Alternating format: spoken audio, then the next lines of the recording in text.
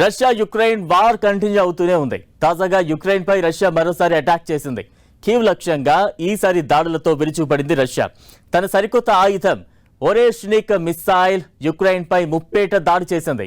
Kyiv లక్ష్యంగా డ్రోన్లు, క్షిపణులతో వరుస దాడులు చేసింది. ప్రభుత్వ కార్యాలయాలు, నివాస భవనాల లక్ష్యంగా రష్యా ఈ దాడులు చేసినట్టు తెలుస్తోంది. ఈ దాడిలో 4 మరణించగా 80 మందికి పైగా గాయాలైనట్లు అక్కడి అధికారులు తెలిపారు. అటు రష్యా దాడి చేసినట్లు యుక్రెయిన్ అధ్యక్షుడు జెలెన్స్కీ ప్రకటించారు. రష్యా యుక్రెయిన్ వార్ కంటిన్యూ అవుతూనే ఉంది. తాజాగా యుక్రెయిన్ పై రష్యా మరోసారి అటాక్ చేసింది. కీవ్ లక్ష్యంగా ఈసారి దాడులతో విరుచుకుపడింది రష్యా.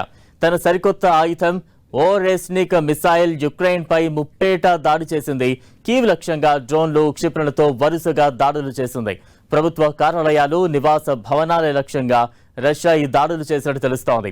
ఈ దాడిలో 4 మరణించగా 80 మందికి పైగా గాయాలైనట్లు అక్కడి అధికారులు తెలిపారు. అటు రష్యా దాడి చేసినట్లు యుక్రెయిన్ అధ్యక్షుడు జెలెన్స్కీ ప్రకటించారు.